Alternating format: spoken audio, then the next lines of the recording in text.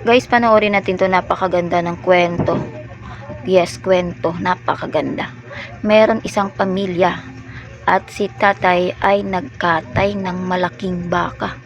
At sinabi niya sa kanyang anak na tawagin niya ang ating mga kamag-anak, mga kaibigan, kakilala para sa isang malaking salo-salo at magpesta tayo.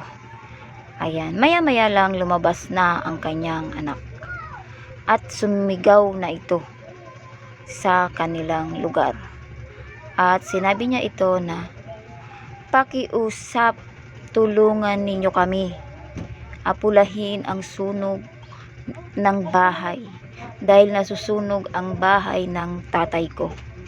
Pagkalipas ng ilang sandali, may iilang tao lamang ang lumabas at tumulong guys sa pag-aapula.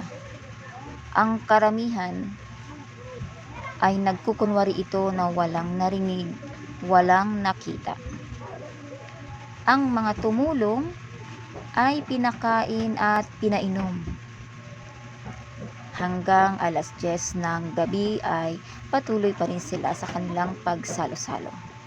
Pagkatapos, nagtatakang lumingon ang ama ng kanyang anak at sinabing,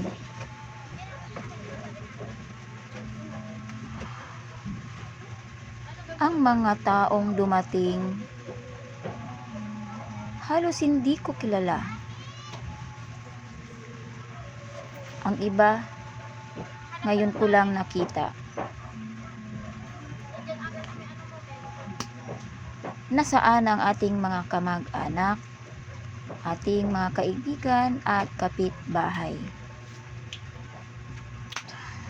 Sumagot ang kanyang anak, Tay, ang mga lumabas ng bahay ay para sa sunog, para sa mga gustong tumulong, hindi para sa makikain at makipiesta. Sila ang karapat-dapat sa ating kabutihan at pakikisama. Aral. Ayan guys, ito yung aral. Ang mga taong hindi mo kasama sa oras ng kagipitan ay hindi dapat kasama sa iyong tagumpay. Ayan guys, thank you for watching guys.